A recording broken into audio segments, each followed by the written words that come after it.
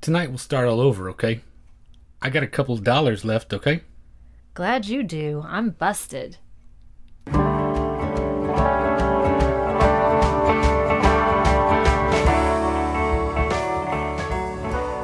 Welcome to the Magic Lantern Podcast, an ongoing informal discussion of the films we love and the things we love about them. I am Erica Long. And I am Cole Rolane. Each episode of the Magic Lantern will be devoted to one film that we alternately select, and we will discuss why it is significant to us. Welcome to episode 30, which is Cole's selection. What have you chosen? This time around I have chosen The Exiles from 1961, directed by Kent McKenzie, and starring Yvonne Williams, Homer Nish, Tommy Reynolds, Rico Rodriguez, Clifford Ray Sam, Clydeen Parker, and Mary Donahue.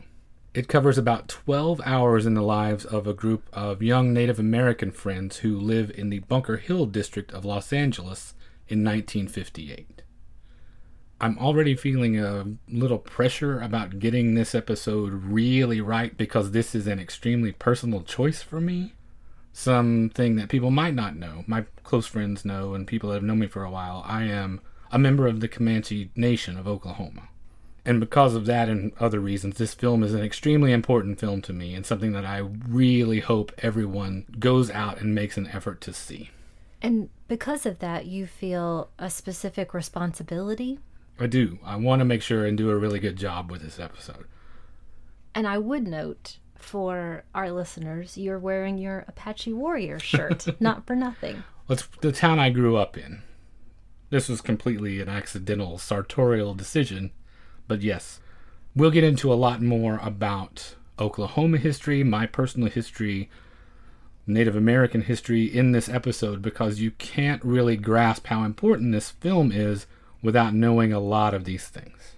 To start with, though, it's a semi-documentary feature film. It is built on the collaboration between Kent McKenzie, the director, and the principals of the film, and it's sort of obvious when you look at the structure.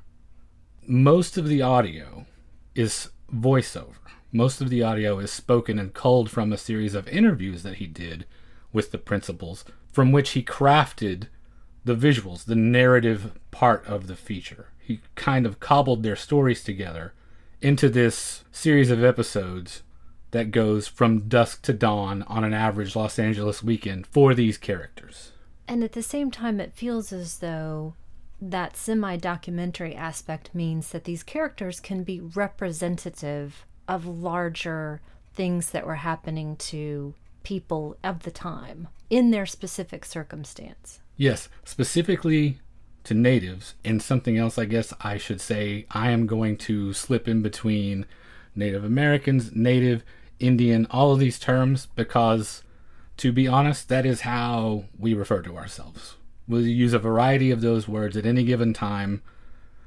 I know some people are probably more stringent about it, but in casual conversation with the friends I grew up with, Indian is not offensive, not necessarily a pejorative. The narrative of it is structured so that we follow three characters primarily. We follow the story of Yvonne, who is an expectant mother. We follow the story of Homer, who is Yvonne's husband, and the other major thread in the story is Tommy. Diplomatically, I would call him a Lothario, but he's closer to a borderline rapist a great percentage of the time. And they each represent a very specific perspective when it comes to addressing the issue of Native American assimilation into urban areas in the 50s. It also seems reasonable that these stories could also reflect other minorities' experiences of assimilation. Absolutely. It could reflect other minorities, other cultures that have been pushed to the margins of society, not even necessarily racial minorities, because I often was reminded in certain sections of this of Lionel Rogoson's On the Bowery, which is primarily Anglos. It just has a lot to do with those people who have been pushed to the edges of society because of poverty, because of class, because of social status. There are some very specific issues that are addressed with this, though, that are unique to Indian experience. Well, let's talk about the first one. Okay. The reason that they're there. Okay. And I had to look this up. I had no knowledge of this whatsoever, which is a pretty sad statement, I think. I'm going to have to work really hard to rein in my inclination to try to teach everybody these things, because the thing that you're about to talk about feels to me like it should be as prevalent in the American vernacular as Jim Crow, as Brown versus Board of Education, as a lot of things like that. Native American history, to be such a prominent part of the development of the United States, is woefully underrepresented in the popular culture or in just history at large, for that matter. Well, I had a Google screen open constantly through the viewing of this movie. I was looking things up all the time because there were terms consistently that I had never heard before. Okay. And so I realized how uninformed I was. Which brings me to my first history lesson as a whiter than white individual who did not get, I think, the education we should all be getting. So I hope when you listen to this episode, you will also start Googling some of these things and learn some more stuff. I will say, even growing up in Oklahoma the way I did, it was not readily available. It's work that you have to do on your own. It may be different now, some almost 30 years later in Oklahoma high schools. But at the time, we were still woefully underrepresented in all of those classes. What we've been referring to specifically is the Indian Relocation Act of 1956, also known as termination, which, if you hear that term, it's not going to go anywhere good, really. Termination is a much bigger program, I should point out. Termination refers to a broad array of laws that were enacted that started in the 40s and went all the way through the mid-60s that just included this one. And it's not as grim as it sounds exactly, because it wasn't geared towards the complete annihilation. It was geared towards the dismantling of the tribal system, is what they meant by. Which is pretty grim. Yes, but when you say termination, that sounds almost like... They weren't going to murder them. Right, thank you. The idea was that a relocation program would be started to move Indians off of the reservation system and to relocate to urban cities. Mm-hmm. The thinking was that there were going to be more jobs available, that it was going to reduce poverty, which is endemic, unfortunately, in the reservation system as a whole, especially for people living in the most isolated rural areas. So it was a sort of go west, move to the big city concept. These were the reasons that were given. Yes. In 1950, only 6% of Native Americans lived in urban areas, whereas the majority of the American population, in contrast, was heavily urbanized almost and had 80%. Become more so. As part of this program, there were quotas put in place, and by 1954, just prior to when we take up with these characters, approximately 6,200 Native Americans had been relocated to cities. And then by 1960, over 31,000 people had moved to urban areas. So it was a process of a decade or so, as we had mentioned, with a large number of people moving. But unfortunately, the long-term effects of the program meant that tribe members were isolated from their communities. They faced racial segregation and discrimination. Again, something that I think other minority groups can appreciate. Definitely. Many of them found only low-paying jobs with absolutely no advancement available. The poverty thing, and how you mentioned it applies to other minority cultures as well. One interesting thing about this, when you look at where these guys were starting from, the average income in 1950 of someone living on a reservation was $950 a year. The average black citizen's income was $2,000. The average white person's income was $4,000. So blacks were making half, Indians on reservations were making less than a quarter. And through this program, you start to see whole communities back in the original rural areas dissolving. And so the person who is left has nothing to go back to. That is a key point that I definitely wanted to mention, so thanks for bringing it up. Like I mentioned, they gave specific reasons for implementing this program, all of them being altruistic and beneficial, and we want to raise you up out of the cycle of poverty, when a really sad but very definite byproduct of it, and I think specifically by design, was once we move you off this land, we dissolve the reservation, you now have nowhere to go back to. If this does not work, you are now adrift. So if you took part in this program, like a number of the characters in this film did, you have no choice but to be a participant in and to be pursuant of, quote-unquote, the American dream, which is most embodied by Yvonne and her struggle. We see her first walking through a very busy market. She is an impossibly tiny, young-looking woman in her fluffy sweater and the bow in her hair. She looks so incredibly innocent, and we know that she is with child at this point, and she has an expression to me that signals a lost child. I wonder about that. Talking about her coping mechanism versus everyone else's. Her coping mechanisms in this film are very different than the men. And I think it's indicative of her character. It's not just an issue of she doesn't partake in the alcohol because she's pregnant, for instance, as an example of how she does things differently. I think it's very much an issue of her method of survival. She is developed by not having extremes of emotion. She does not get up and she does not get down. The reason I associate her with the lost child is she seems really unmoored from everything. There are certain elements that bring a smile to her face. It might be a person, it might be a photo, it might be a toy. But those elements all have sort of an innocence and naivete about them? They do, what would also delight a very young person. Okay. But she's not simple.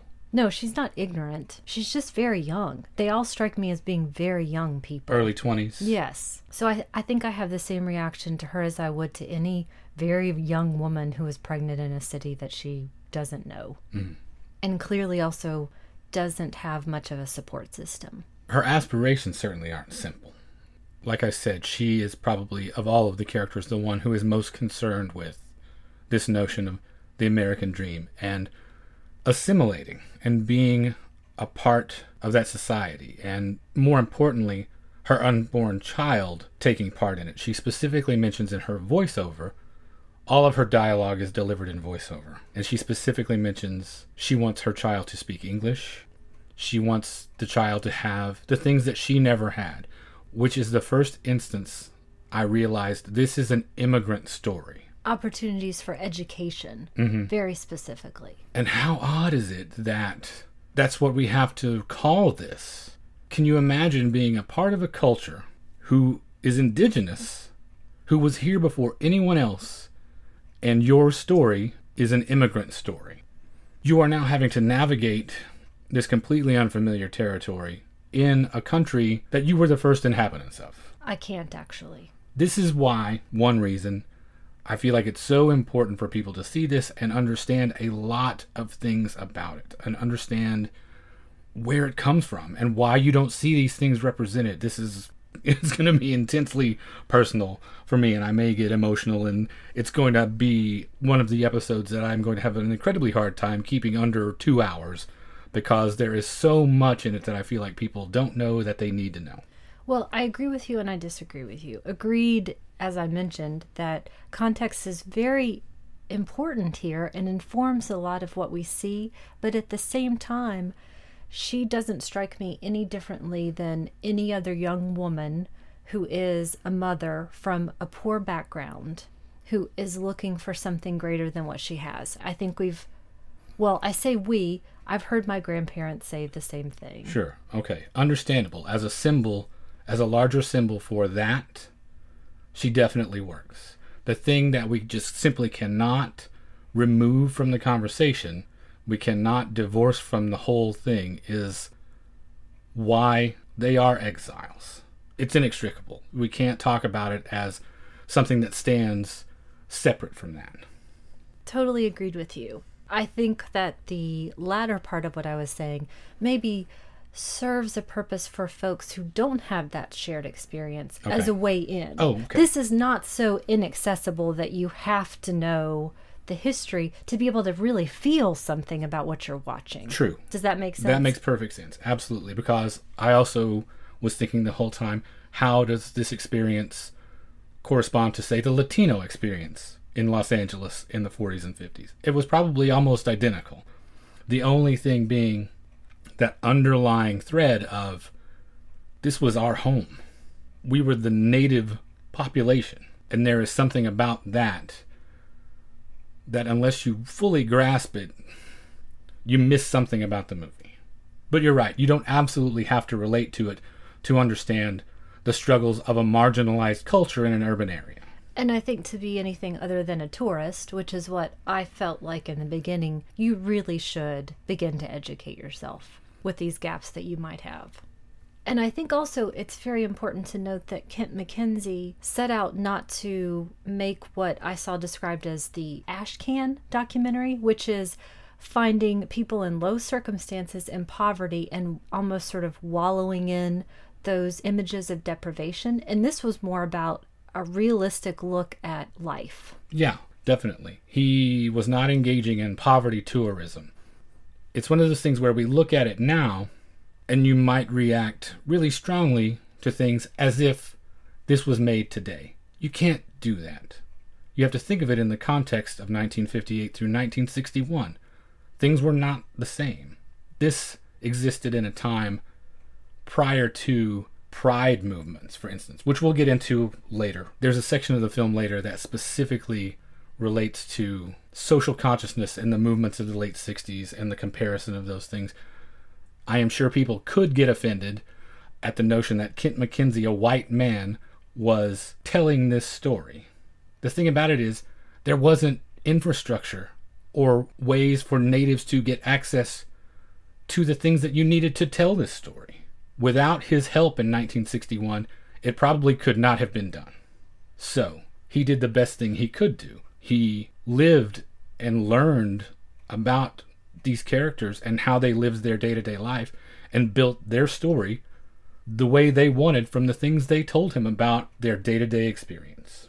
Something you mentioned a moment ago, it's not difficult for me to understand that this is something not happening now because I'll come back again to my touchstone, Yvonne, and it is very much the plight of a young woman in the late 50s as well. This idea of having a family without question and having no support from your spouse to do so, and no job and no way to earn your own living, essentially. Also because you don't have the education or skills in order to be able to do that. So that to me feels also very recognizable and something that I will never forget as what was in my past that thankfully I did not have to go through. So of all the characters in the film, she is doubly exiled, essentially. She is the one who is carrying a dual burden, both of being native in the city and being a woman in the late 50s, dealing with these specific issues. This is my opportunity to try not to be constantly strident and talk about, think of any minority you can come up with, and then think of the women in that minority, and they are always going to be at the lowest rung. Gotcha.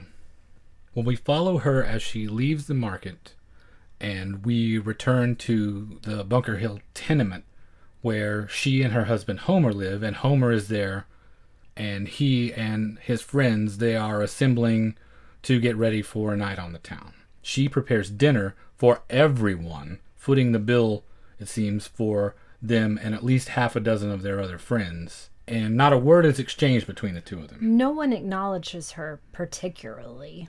And I wasn't clear at the beginning if they all lived in this apartment together, which would not be an odd situation for people new to the city, and especially in the same community that you have come from, to all be bunking together. And I'm still not sure what the answer is. Multiple people could live in that apartment. I think it's less that in this case, because she does specifically mention in her voiceover the boys coming over. And I think boys is really the operative word.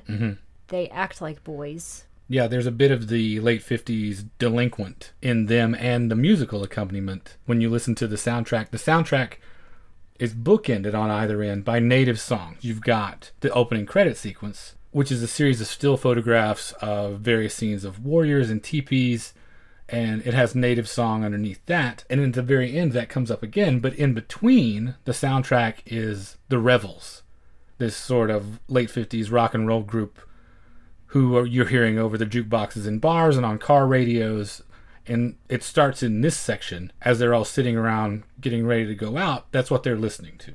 That use of music, specifically in this, most closely reminded me of Killer of Sheep, which we've talked about before on the show. There are a lot of Killer of Sheep parallels with this.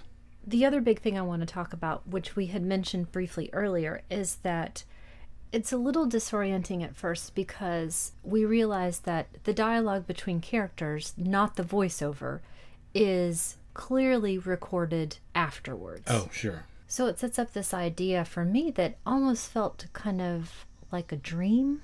It feels a little bit like that. It also makes me aware of what had to be budgetary constraints for the film and how difficult it had to be to record sound on site. And you've often got many people talking at once as well, though somehow it manages to seem artful rather than a terrible circumstance that they had to get through. It's a little distracting to me. Is it? It's the one thing about it. I really got into it. It's artful, yes, but it also feels somewhat artificial, and there are a couple of sections that it takes me out of because of sound levels more than anything else. There are a couple of characters in particular whose voices cut through and are louder than everyone else's, and so it doesn't feel natural. It doesn't feel like it is occurring in regular rhythms and in regular exchanges with each other. It's pitched in a way that it feels a little artificial and removes me for just a second. It's not hard to get back into, but it does push me back a step. After the first couple of minutes, I was really into it because we start first with Yvonne's voiceover, and that sets a tone. And then as I fell into it, it was that sense again of everyone being outside of whatever action was taking place. Oh, okay. They're so far removed from seeming to have any kind of agency sometimes in their own life. Homer's a very passive person. Yvonne is almost otherworldly. Tommy is a more earthy character. Definitely aggressive. And even for him, it feels actually quite appropriate. I don't think I'm articulating this very well. I see what you Hopefully mean. I will throughout. It makes sense, though, now that you phrase it that way. I definitely see the sound working the way you are describing. So she has silently prepared their dinner and served them, and they have had their meal and gotten ready, and it cuts to them dropping her off in front of an all-night theater where she goes to watch the movies by herself while the four men go off for an evening of carousing between two places in particular, the Ritz and the Columbine, which were two pretty prominent Los Angeles Skid Row places, the Columbine in particular being where the native population hung out. It's these two bars that really drive home this issue for me of representation being important. It's easy to discount it when it's a family unit or a group of friends that is in an apartment that is in an individual small location. But when you go to a public spot in 1958, when this was shot, that's full of Indians. Yes, they're all non-whites. And it's very, very clear. It's not as though there's one white person walking by on the street or one random person in the back of the bar. It's truly all non-whites. With one major exception, which comes later. In my small little world as a kid, all of that seemed perfectly normal. I grew up in the southwest corner of Oklahoma in a town called Apache, native name, in Caddo County, native name, part of the Comanche tribe. And so that part of Oklahoma prior to statehood was the Kiowa Comanche Apache section of reservation land. And so those were the tribes that I was primarily surrounded by. My friends were often one, if not more than one, of those tribes. So it wasn't out of the ordinary until I got out of the little place where I grew up and saw, oh, the rest of the world isn't like this. Oklahoma, yes. Oklahoma is Indian territory, still, to this day. The population is still well represented there. It was the one place, maybe, aside from New Mexico, Arizona, I guess, in some cases, where you still see a lot of Native Americans as a matter of course. But in Los Angeles, in 1961, or some other urban centers prior to the Relocation Act that you mentioned, you didn't see it. And to see such a concentration of Indian faces on the screen for someone in 1961 who didn't live in Oklahoma, for whom it wasn't routine, had to be shocking. And if you were Native, had to be exciting. Representation is a big deal. People go to the movies for all kinds of reasons, mostly to be entertained or educated, but often to see themselves on screen in some way. Well, isn't that the worst part of this story, is that they actually couldn't see this movie? That is... in large numbers. Right. After being really well received, it disappeared. It sort of just vanished into nothing for a long, long time. It was made into 16mm dupes that you could use for educational purposes, but it was not screened and not preserved until finally around 2008 a restoration process started and a DVD came out, and that's when I saw it in 2010, a little bit after Milestone had released it on home video. Practically 50 years after it came out. So yeah, that is a really sad part of it. The first authentic depiction, probably, of natives on screen living a normal day-to-day life, and you couldn't find it.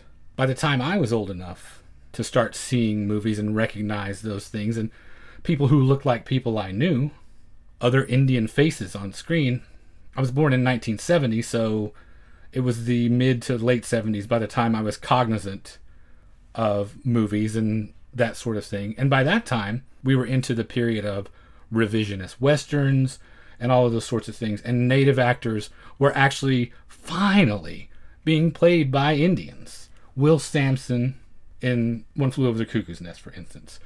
The cast members in Little Big Man, which, while still broad, finally portrayed them as actual human beings. Characters that laugh, characters that cry, instead of being stoic, noble savages or a raiding war party, which were the options before that. And another sad part of that is, I think most of us could probably name the Indian actors we know on one hand. Oh, sure. There are and maybe a handful, not use all the fingers. There are a handful of prominent ones, probably. Everybody knows Will Sampson, maybe. Everybody knows who? Graham Greene? Wes Studi. Wes Studi would be the other big one, probably. But yeah, aside from just a handful, there aren't many that are household names, which, when you look at the long checkered history of the minority representation in Hollywood films... of all minorities. Right. I don't want to get into a whole we have it worse than everybody thing, because it happening to any group is terrible. But in particular, it really stings for the fact that for years, even up to recent day, we were not allowed to play ourselves. At least black actors. I mean, you did have blackface and stuff in the beginning of Hollywood films, but it didn't take long before black actors got to play black characters. Asian actors got to play Asian characters, usually fringe characters, and the main character would still be a white man in yellowface, but other Asian actors were on screen. But Indians were Italian actors, Jewish actors, Latino actors. So few of them, if any, were actual Native Americans. And that goes all the way up to the actress who plays Pocahontas in Terrence Malick's The New World. She's Peruvian and German. Johnny Depp playing Tonto, a Comanche, in, 2013 is when that film came out? 3 years ago. Can you imagine if you said, oh yeah, we've got the perfect actor to play Martin Luther King. We've got the perfect actor to play the Dalai Lama. Johnny Depp.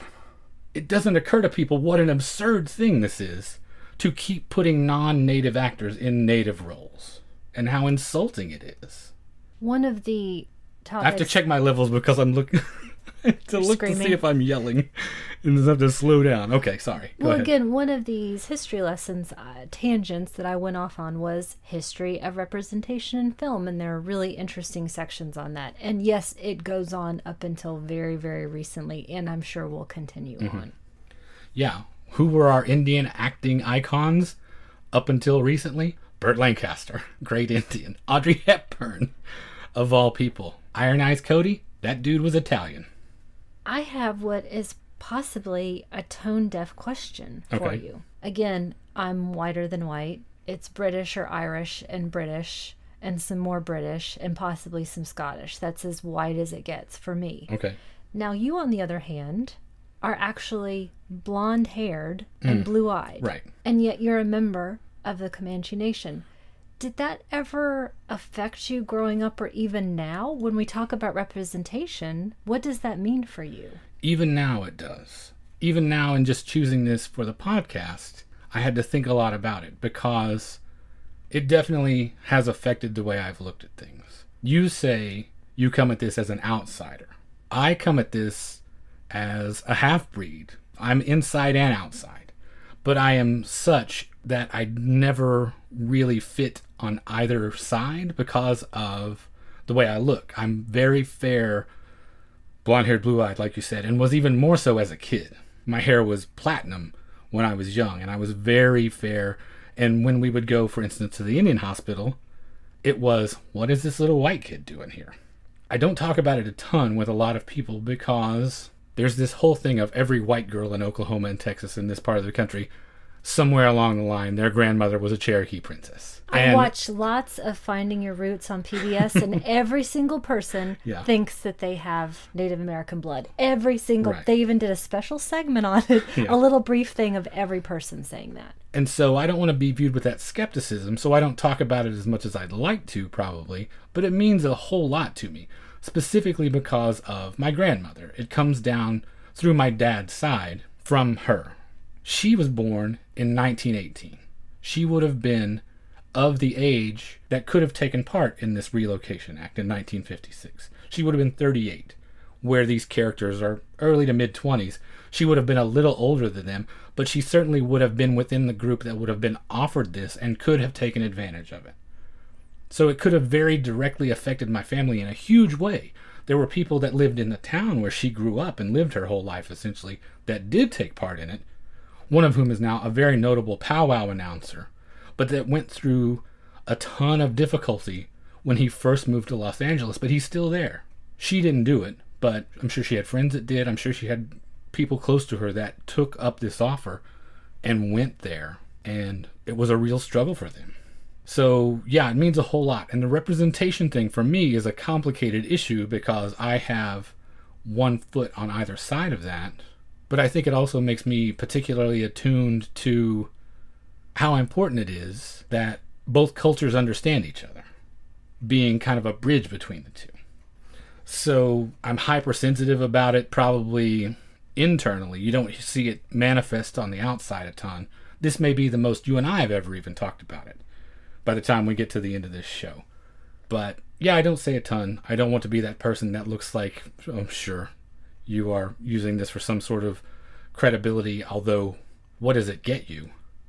And I don't want to have to pull out my card and say, no, look, I am actually a registered member of the Comanche tribe. It's an obnoxious thing almost that it's romanticized and then vilified. Yeah. The closest comparable I have is specific family members in my extended family who are biracial. Mm-hmm. And it's that same question that I know that they've heard, which is, what are you? Mm-hmm. And that you are supposed to pick one. Right. Yeah, I don't look Comanche. You wouldn't know it to look at me. So I don't get asked that question a whole bunch.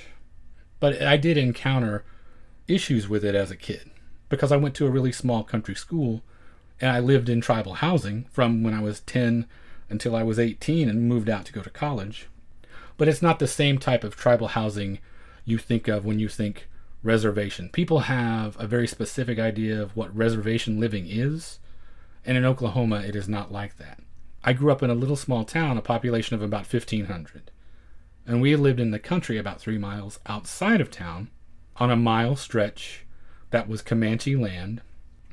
And in the early 80s there was a program where the tribe would help tribal members afford housing that you couldn't otherwise normally afford through grants and breaks and cheaper mortgages and all this stuff. And so that's how we got, my family, the first home we ever outright owned. Up until then, we rented. And so it is tribal housing, but it's more of a subdivision, is what it looks like. It's like the tract housing that I grew up in, sure, basically. But all that stuff is Comanche tribal land. And if you didn't know, you've been there and seen it, but I didn't know if you knew specifically that that whole stretch of that mile is all Comanche administrated housing. I did know that. Okay. And the tribe does a lot of stuff like that. There are two main aims of the Comanche Nation at this point in terms of what they offer tribal members.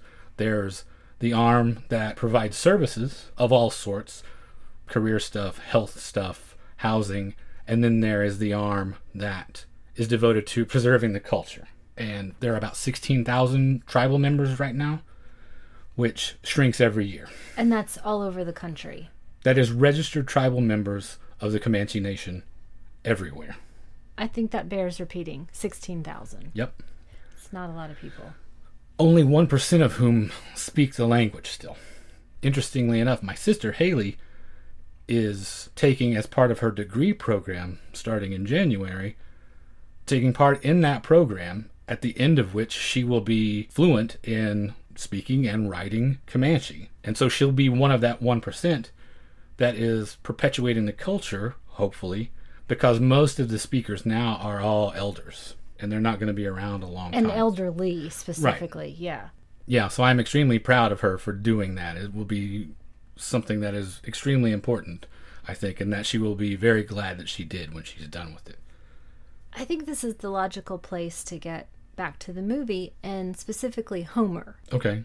Homer's voiceover in this part, when they arrive at the Ritz to begin their evening of drinking and dancing and singing and all these things that they end up doing, the things he says fall somewhere in between Yvonne's pragmatic optimism and her participation in the American dream and what we will eventually see as Tommy's cynicism and despair, I think. Homer occupies the space in the middle, who realizes the futility of this cycle that he's going through. And let's talk about where that actually comes from. Because it's from some specific experiences, which I think, again, are pretty recognizable to other folks. He talks about dropping out of high school, starting drinking, and how smart he thought he was. That I think life was going to be an endless opportunity for him. I'm putting words in his mouth. Yeah, but it does come across that way. But he joins the Navy and realizes that it was even worse than where he came from.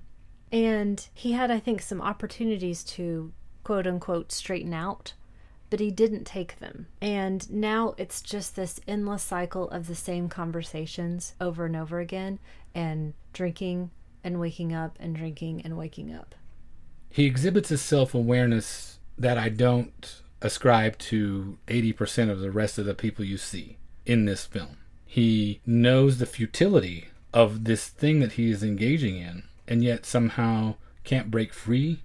Do you think that is because at this point he sees the dearth of opportunities that exist, that he is much more realistic about things after having gone through the experience with the Navy and failing somewhat and ending up here? I think we have to look at the experiences which are implied, which I think we can glean from the time. So if you think about when the Army was desegregated, which wasn't that long before this point, right? So we have to kind of guess at what he would have gone through. And we also don't see him doing things like going on a job interview. And imagine what a completely depressing experience that must have been over and over again. Even if he would have the wherewithal to break this cycle and really go for something, I can just as easily see him, even though we have very few non-whites in this film, the presence of that group oppressing him. He doesn't talk about oppression, but it's got to be this pervasive thing.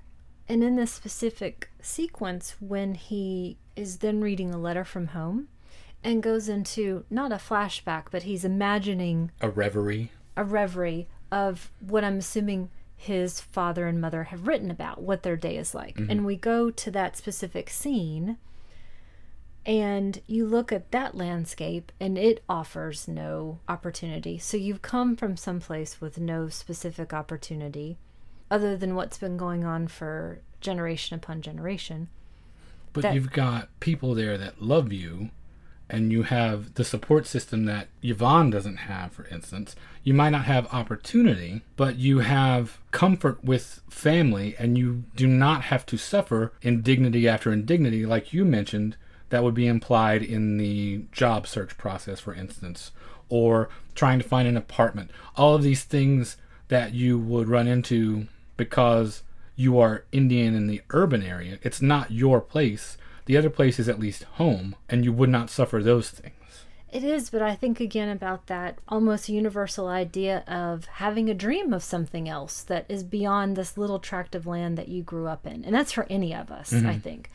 And I look at that world, the Reverie world, his original home, and think about the world moving beyond it, and it's stuck in one place. And I also think about the actual practical realities of supporting a large family with little to no income, and you watch your parents getting older, and also the other reality of life expectancy for this group very low. Low ages. We're not talking about, I can think about my parents growing old into their 80s and 90s and were well off and they can support, you see at least 3 kids in this situation. Then you've got Homer. There are possibly others. It doesn't feel like a very romantic proposition that I would think, oh, my old Kentucky home, really. Yeah. I've got this great place to go back to. No, adrift, unmoored, like you put it earlier, is exactly it. No home left, sadly, is what a lot of them are facing. Their choice is to make their way in brand new urban 1950s, 1960s America, or have nothing. The choices are being erased. This termination and assimilation program is pretty complete at this point. The other part of this reverie as well is they're speaking in their own language, which can only be used in a specific area. It's all of these things set up for a termination point from these outside forces. And what I think of as almost the trap of having the wherewithal to know that you want something else and are quite possibly capable of getting it, but then each situation that you seek out, you realize you don't always have all of the skills or will not be given the opportunity to achieve that dream. Even if you did, we're reaching an intersection here in American culture, and specifically in Native culture, where questions of Native identity are going to start to loom really large. And the pendulum does start to swing back the other way in the late 60s. But right now, in 1958, when they're making this, there's not a lot of pride. There is shame most of the time. There's no point and no place where these characters can stand up and proudly say, I am Native American. And that is something that's important and needs to be preserved, and you need to recognize that. That type of thing has not yet become something you can do in 1961 when this film came out. They would be forging the frontier of that if they were to be doing that. There would be very few other people out there showing them or helping them to do it. They would be the only ones. It's such a fallow period. They're in that kind of nadir. Which again is why this was so important that this was made and thankfully found and preserved. That representation, at least, to be able to say, yes, that's me on screen, similar to the way Killer of Sheep depicted the day-to-day lives of Black Americans at the time in those situations, in those neighborhoods. Not every movie has to be a blockbuster or rife with action. It can simply be a story that people can recognize themselves in, and that is just as important as loftier artistic things. And certainly Kent Mackenzie and the people in the film couldn't have known at that point that they were truly capturing a snapshot of a time. I think he did. I think Mackenzie was far ahead of his time. I think that guy knew exactly what he was doing because of the very specific way he went about it. Do you think it was because his short before this about Bunker Hill, or what he had sought out to do, another story that he had worked on about this neighborhood disappearing and elderly people being pushed out? I think a little bit of that, but I also think he was just a particularly empathic guy. I think as an artist, he was just one of those people that had the insight to recognize this is something that needs to be recorded for posterity. Sometimes it's luck with that. Sometimes it's right place, right time. But in Mackenzie's case in particular, because he didn't do a lot else of work of his own. He died very young. Yeah, he died in 1980. He didn't do a lot else of his own. He did a lot of work for other people, but the stuff he specifically made that was important to him, he spent 3 years doing this, living with these people, putting this together. This project was scheduled to be done in 8 weeks, but they kept running out of money. Cast members went to jail or vanished, And so they had all of these roadblocks to getting it done, and he stuck with it, setback after setback, because of how important it was. And you have to know, in 1961, that he's not doing this for monetary gain. There's not going to be a huge windfall that comes from this weird cinema verite hybrid documentary about Indians living in Bunker Hill. He's not doing this to get rich. This was an important story to tell, and he knew it, and he hung on to it and stuck it out until he was able to do it the way it deserved to be done. Homer talks at this point about this idea of his that white people have more troubles than the Indians do. That Indians are the roamers. They were the ones who were living off the land, but white people seem to just be worrying about everything all the time. He very definitely believes it, and this is why I say he occupies the space in between Yvonne and Tommy. He looks at that spot that he occupies as being the enviable position, the spot that he prefers to be in, rather than being affluent, for instance, and having all of the problems that he associates as going along with that. Where he is living, the space he occupies, he sees to be not superior, but definitely the preferable spot. He also says something that I do a little bit of interpolating with, which is this idea about some people going back to the res after they have really burned their bridges here, because I think of the life that they're leading, which is the constant alcohol and the sexual flirtations and the borrowing money or not paying it back or any sort of mild violence that might happen. So it feels like a life, again, unmoored, leading to nowhere. That you just do whatever the hell you want because you've got no place to go back to, really. So you can engage in behavior that has negative consequences briefly, but who cares, you'll be dead at some point anyway. That's how I read that. Or because you have this opportunity to bounce back and forth between old life, new life, old life, new life. You get a reset each time, and it just begins the cycle anew. There's a lot of stuff about cycles in this. The cycle of poverty, the cycle of Yvonne's prayers, and how that is gradually dwindling as well, and how it parallels cultural ritual, how the repetition of things provides a sure comfort. Homer isn't aspirational. He would much rather take part in this raise hell, go home, raise hell, go home, because there is a comfort in that repetition, and because he has successfully, quote unquote, done that enough times that he realizes, I can sort of do this indefinitely. And for me as the viewer, all I can think is there is going to be a clear termination point with eventually. This.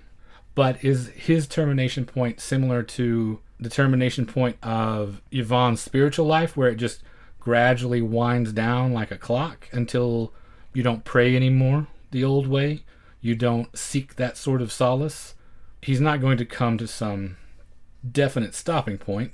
Rather, it seems like he'll just continue to play this cycle out until his body eventually wears out, or he gets in so much trouble that it changes. He goes to jail. I'm not sure why for me, and specifically Homer, it feels more dire than that. It doesn't feel eventual. It feels like something's going to happen sooner rather than later.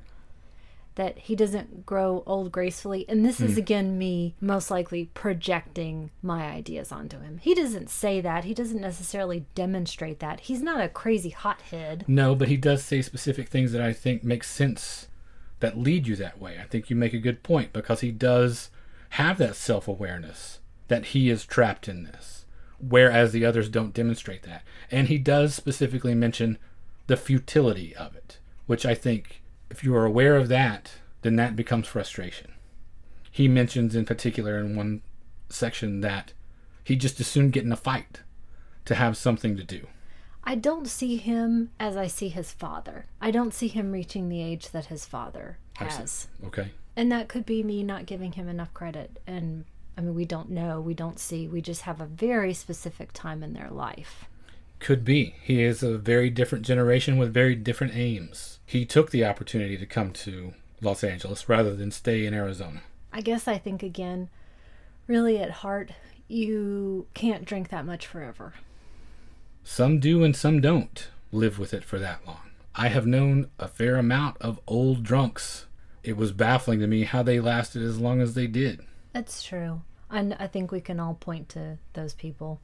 But you're right. The particular combination of circumstances that he finds himself in, and the reason that a lot of this native population in urban centers were drinking tends to lead you so far down into that self-destructive territory if you are daily, regularly numbing these sensations, this feeling of being adrift, this feeling of being homesick, this feeling of being out of place, not belonging, having to deal with outright hostility face to face. There are things that when you put them all together, sure, it makes sense that he wouldn't live to be a ripe old age. And as far as I can remember, I could be wrong, I don't think he talks about this family that is coming into his life.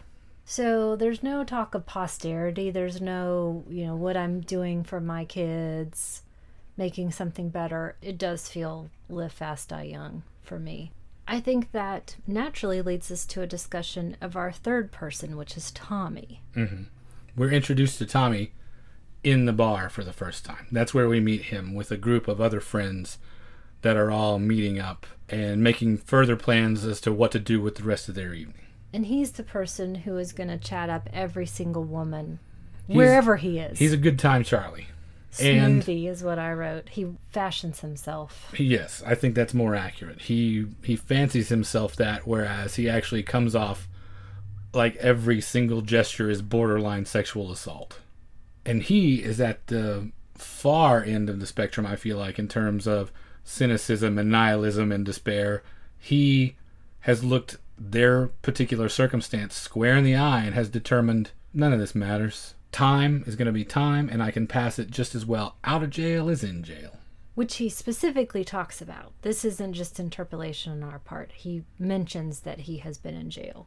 And for him, it seems like it's getting high and getting your kicks. Yeah. One of the most interesting aspects for me of Tommy's voiceover when compared to Homer's is how they each position themselves as being in the enviable position. Tommy's philosophy being a very extreme version of, like you said, live fast, die young. And whereas Homer finds it better to be where he is than be one of the white people with so many worries, Tommy claims it's better to be in his shoes versus the 9-to-5ers, the squares, the people who are tied down by conventional concern.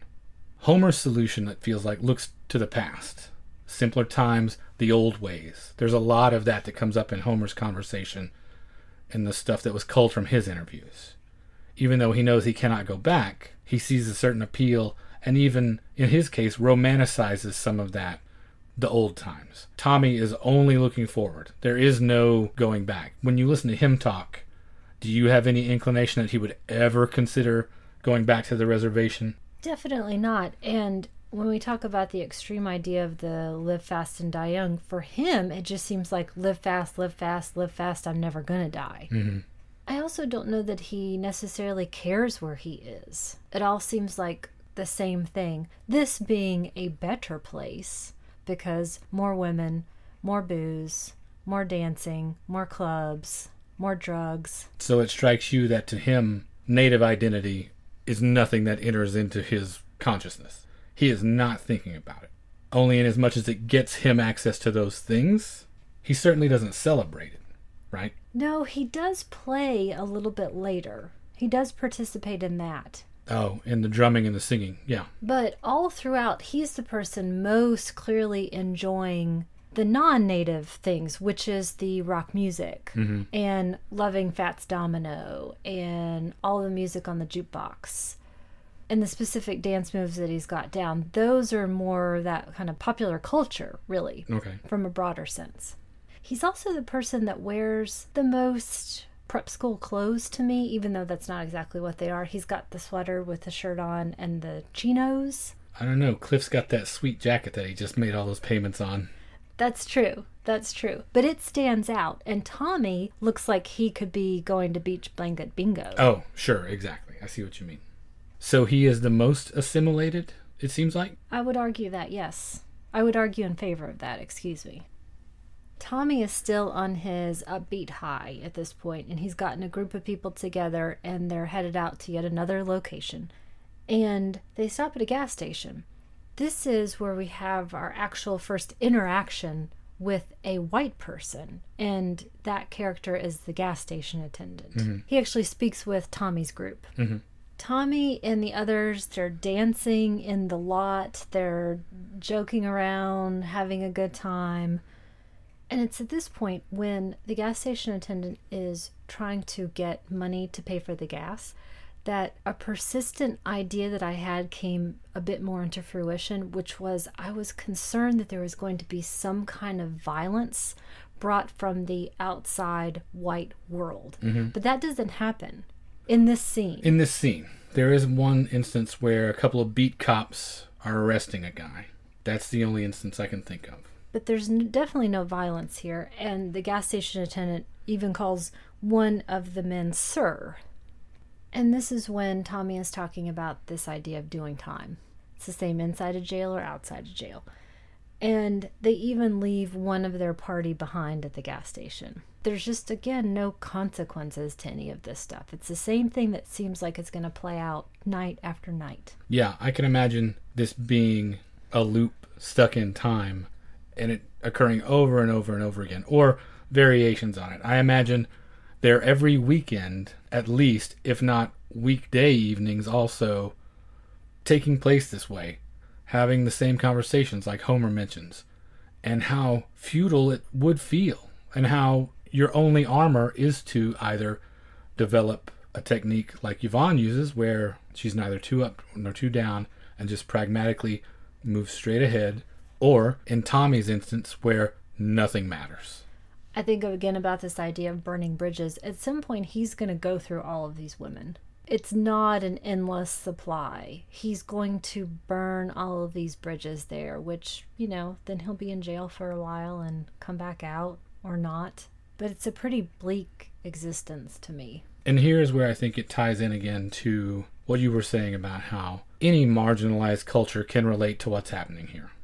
Any group of immigrants who has come to an urban area in the United States and has had to scratch and claw and make a community of their own, every one of them probably has a similar cycle that they go through. How many options are available to poverty-stricken, working-class immigrants in any city, regardless of where they came from? They're now at another bar, and we see some cops show up from time to time. This is the white presence, this authoritarian presence. And it's interesting in this specific bar that there's a little bit more of mingling of cultures, very specifically with a white man who seems to be of a more flamboyantly gay nature. Definitely. I think that's definitely what they're trying to convey, which I think says a lot about just what we were talking about. Cultures that have been marginalized and them having to scratch out a place where they can survive and socialize. It's interesting that the cops don't necessarily interfere at this point. They are almost as if they have people corralled into this place where they can keep them all in one area and keep an eye on them. And so you have this convergence of outcast cultures, gay culture, Indian culture, probably Latinos in there as well, I would guess, based on where it was. And you have a mix and an acceptance of one another that certainly wouldn't happen if any of these people tried to go across town to any of the white places, the straight white places, for sure. At this particular time, in this particular place, late 50s to early 60s, it is pre-cultural revolution as we knew it in the late 60s. You have the Stonewall riots in June of 1969. You have AIM, the American Indian Movement, formed in July of 1968 in Minneapolis. So, like I've mentioned already, you don't have outward expressions of pride or organizations that you can look to support you or for examples of how to stand up for yourself. Gays and Indians and a number of other minority groups were all either marginalized or uprooted. Pride was a long way off for these cultures. And so they congregated in these places, it seems like, at least in this film, as equals, separate equals maybe, but equal footing in terms of how society at large viewed them. I don't think that it was necessarily that harmonious. I think that gays within culture would still be more ostracized, even at a bar like this. Though, Okay. though I don't think either of what we said have to be right or wrong necessarily. No, I see what you mean.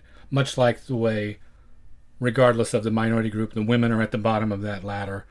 In this group, in this bar, the gay characters are at the bottom of the social structure. And within this bar specifically, so we'll take this specific circumstance. Okay. It's not necessarily harmonious, but I feel like that's only because this character is very loud and he's clearly very drunk, and he is dancing in the floor with a friend as well, and he is moving people around and I think bumping into folks. So it's not as though what happens here in a moment, which is when some violence breaks out, I don't feel that that's directed at him because he was gay, but because he was being a pain in the ass in this bar. Oh, sure. Yeah, he was obnoxious.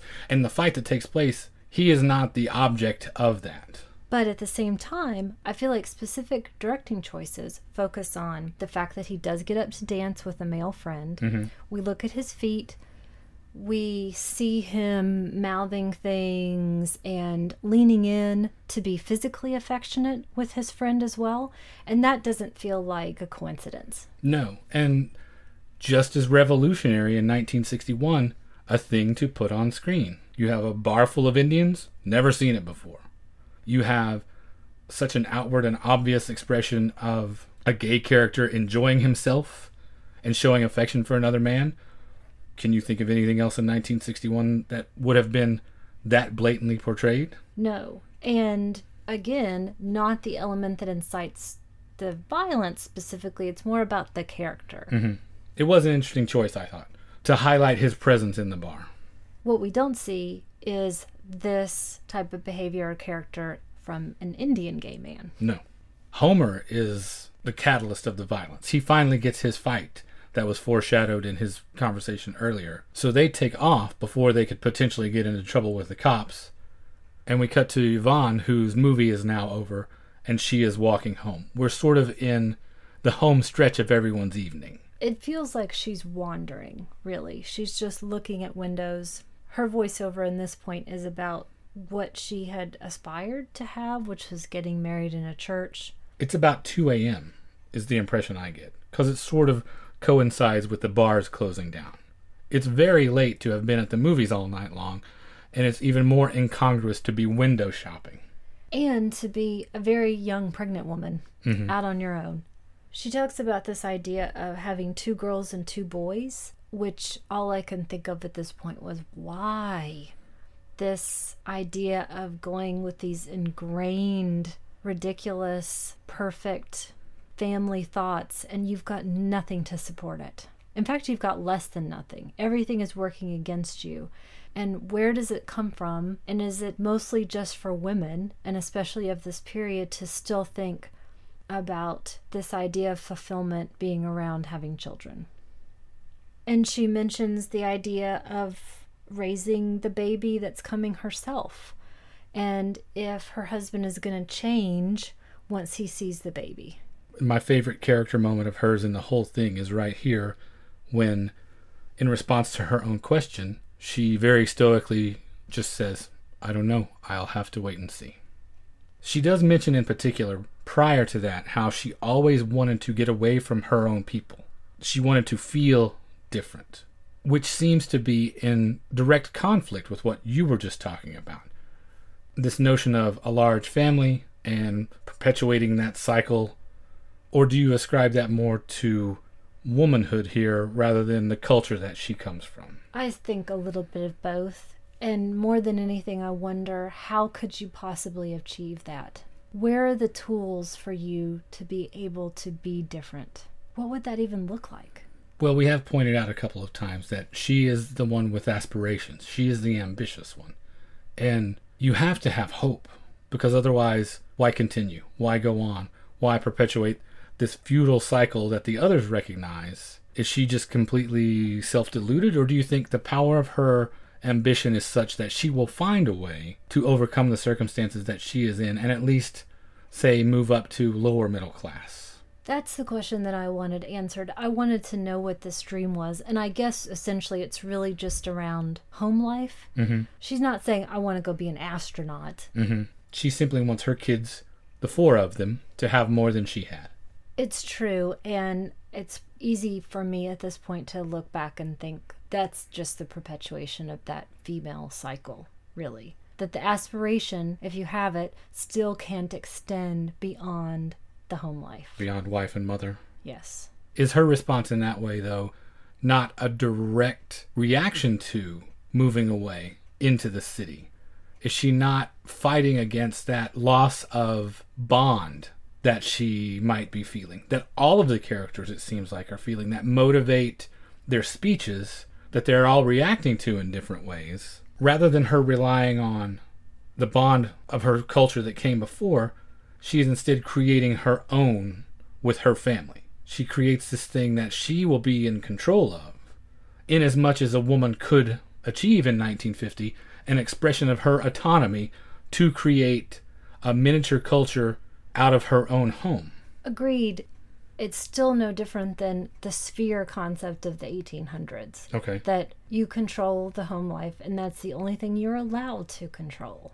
But the same way everyone is doing that here. Specifically, I'm thinking of Homer talking about freedom, which is coming up here. It's the after hours thing. He's observing the cops, and he's talking about what happens when the bars close, and they're about to go to Hill X to have their 49, and he talks about a place where they can go be free. That's all relative, right? They are all trying to stake out a territory of their own. Can any of us do that? I know now as a woman in 2016, you have a lot more options than you did as a woman in 1958. But how relatively free are we ever, I guess, is the big question.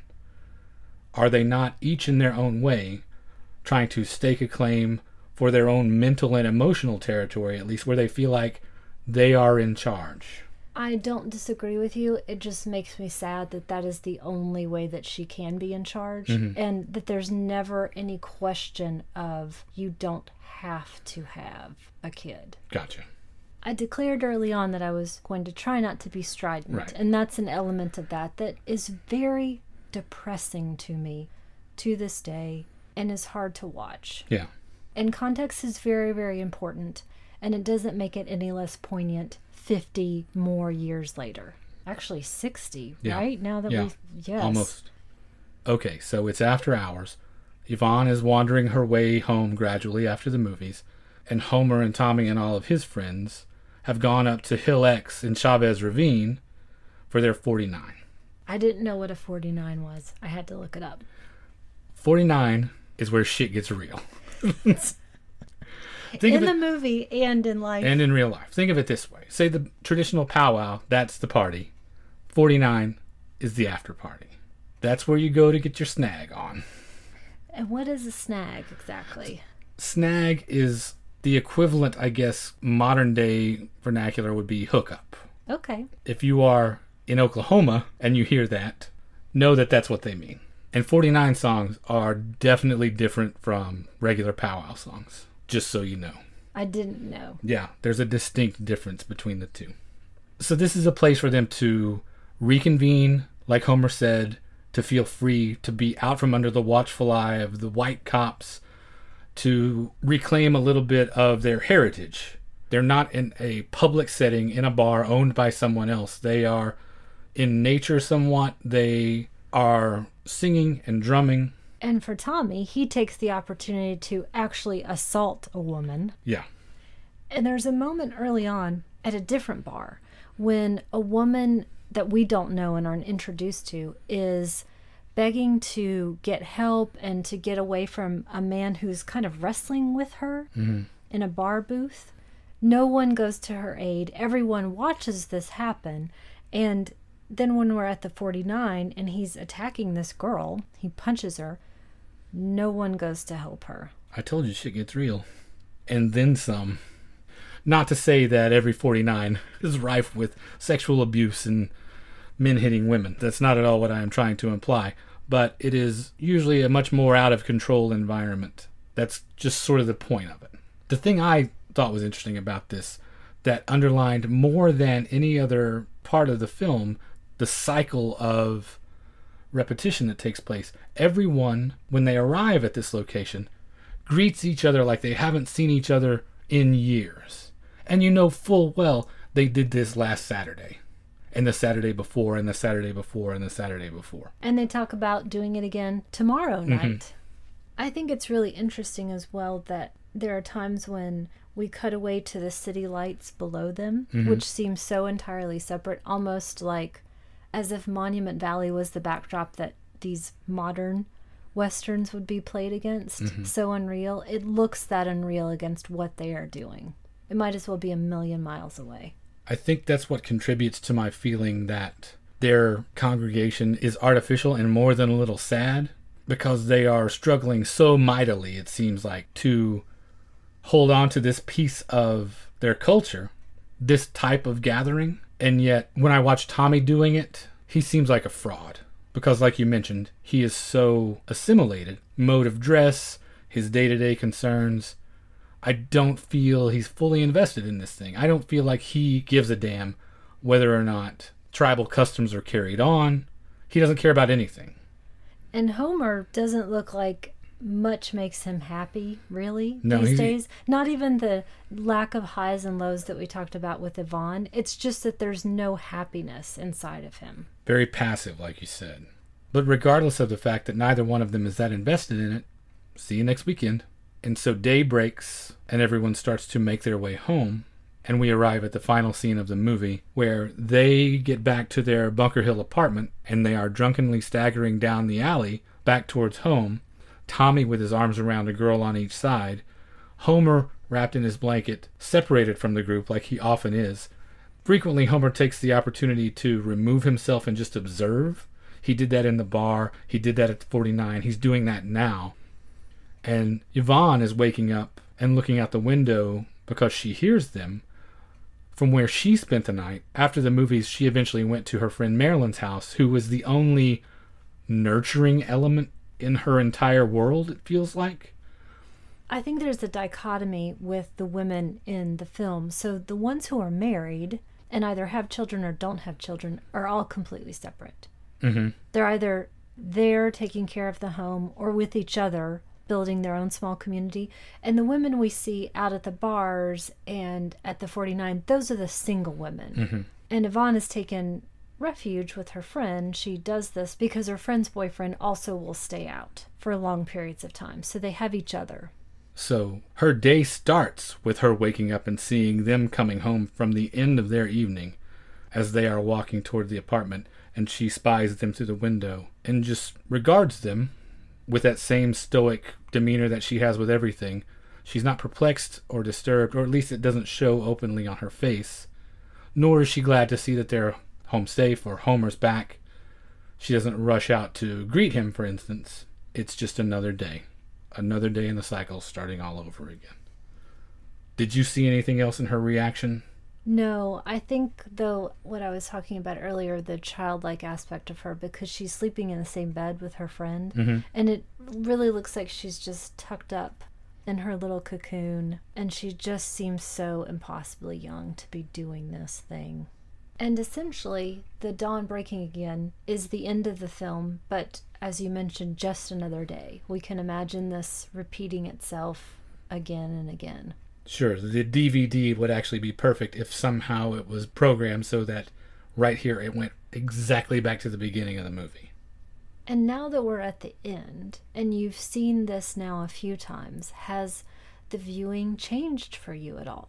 It's a rare case of nope. Not in terms of the content or the message or its cultural significance. I notice other things. For instance, the cinematography in this case was something that stood out to me because I was so emotionally invested in the other stuff before. After having seen it a few times now, I can look at it just for the technical aspects. And if you are a fan of black and white photography, you would be hard-pressed to find more beautiful photography in the grittiest film noir. The stuff looks fantastic. All these deep contrasts and all these rich blacks and shadows and light. It is photographed so beautifully on what had to be a shoestring because, like I said, they ran out of money over and over again. They did have the wherewithal, the forethought to shoot it on 35 millimeter, which is why I think it holds up so well after being restored. But the thing is fantastic to look at.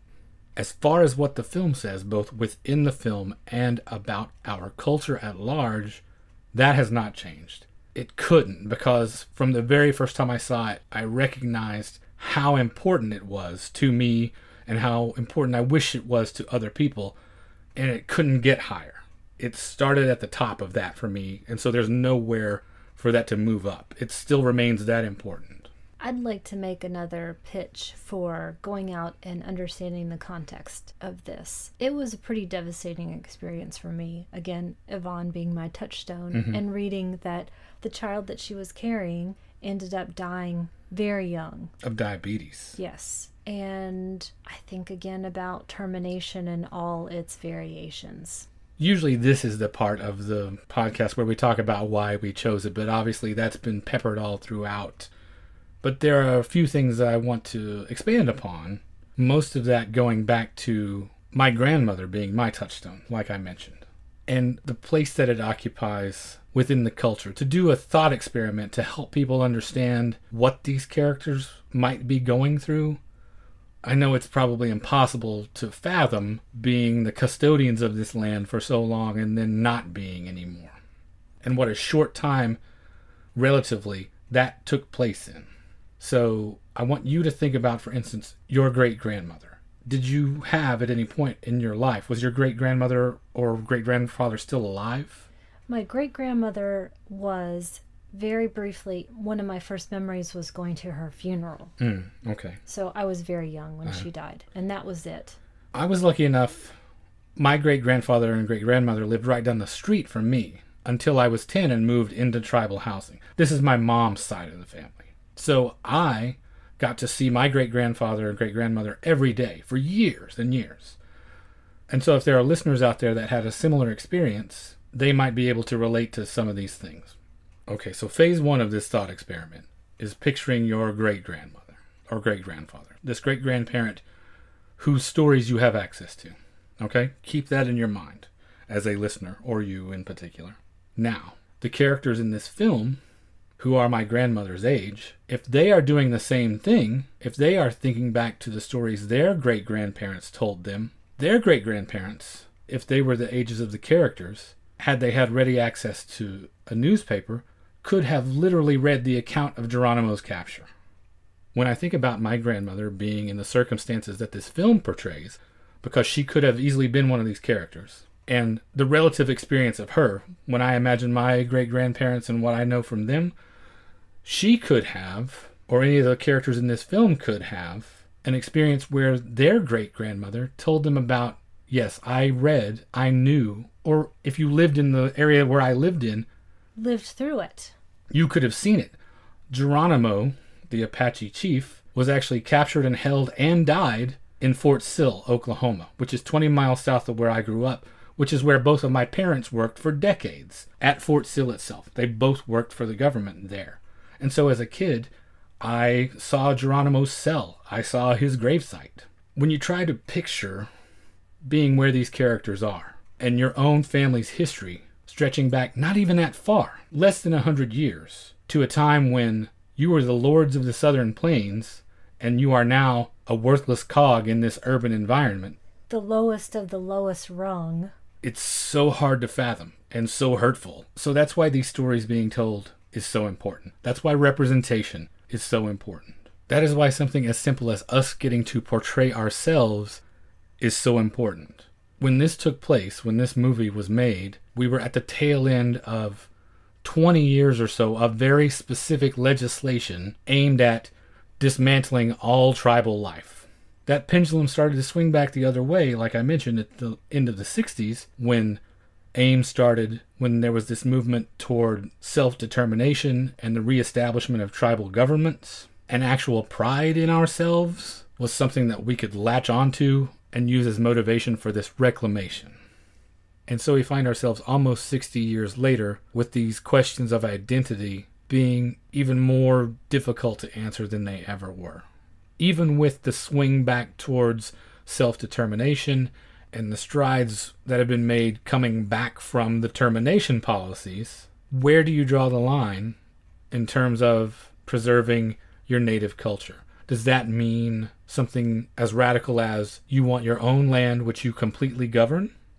Is that something as simple as I want to practice my own shamanic religion in my home and not be interfered with? Because, for instance, in my neighborhood, we had a family that would set up a teepee in the backyard annually for peyote meetings. Is it something like I want to proactively educate and disseminate the culture among others, among other tribal members, among non-tribal members? How far do we go? Where is that line drawn? What does it mean, in particular in my case, to be Comanche in 2016? It's a complicated question, and it gets harder to answer all the time because essentially assimilation did take place. People have an idea of reservation life that is not entirely accurate when it comes to Oklahoma, at least. When I talk about living on tribal lands in Oklahoma, it's no different from you talking about living in your suburban tract housing in most cases. So it's a really convoluted issue, which leads to my recommendation. Well, I was about to say, I'd love to leave that as an open-ended question because we've been having so many interesting conversations with people. I would love to hear others' thoughts and how those questions might relate to whatever culture they are a part of. I'm especially interested in what my friends from home who might be listening have to say about it. If they've seen the Exiles by now, or what they feel like, with some of them having much more Comanche blood than I do, what it's like for them now, how they still preserve these things in their day-to-day life, in their home, outside the home.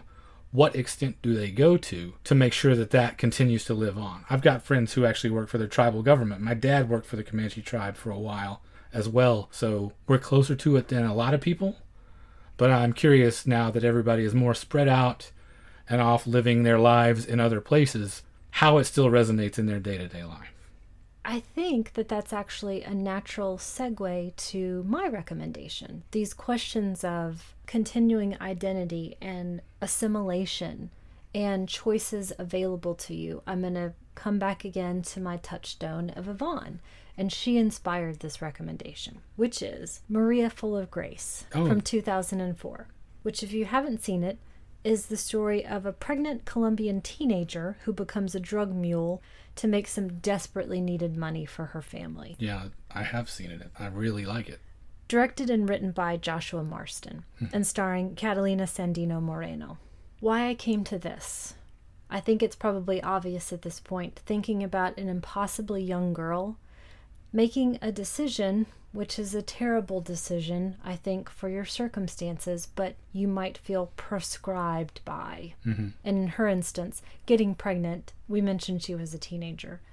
She's got no options but the one that seems to be presented to her. So it's impossibilities. Stay in this tiny, tiny poor place and have a child as a kid, or take this enticing offer that a smoothie brings to you, and it's even worse. And it's quite a beautiful film.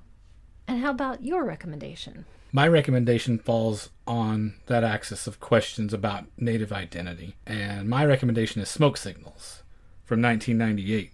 Which, in stark contrast to these two films that we've talked about, is quite fun in places. It's really funny and sharp and well observed because Sherman Alexie wrote it. Yes, can't be anything other than when he's involved.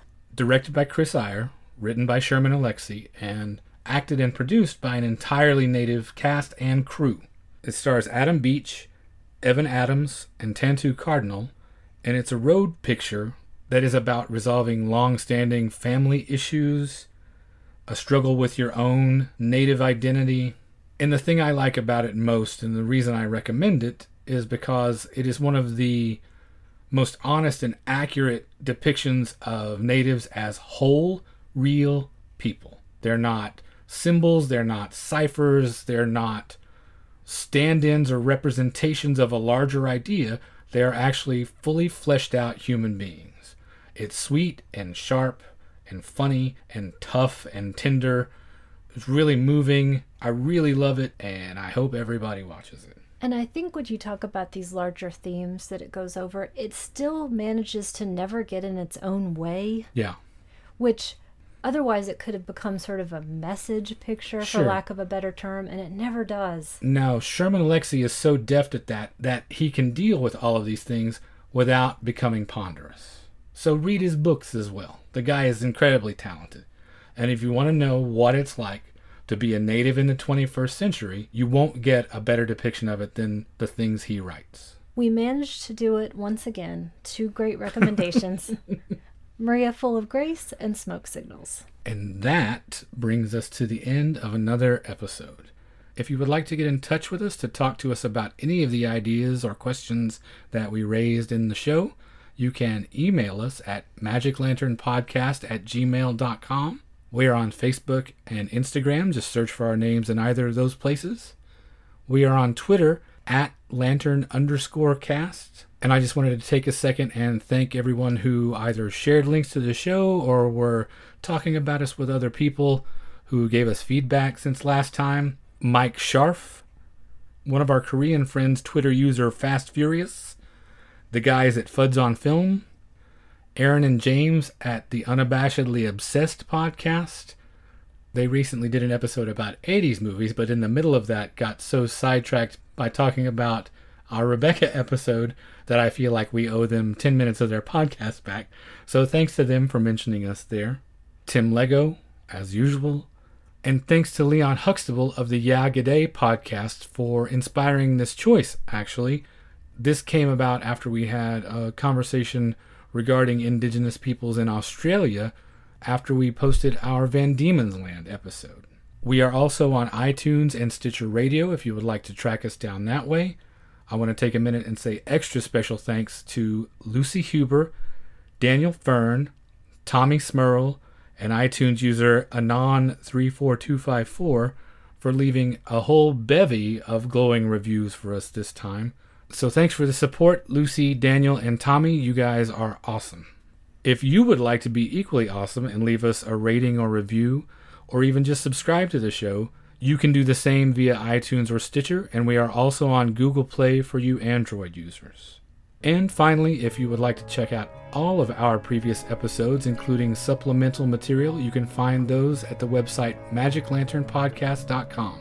And thank you for listening to the Magic Lantern Podcast.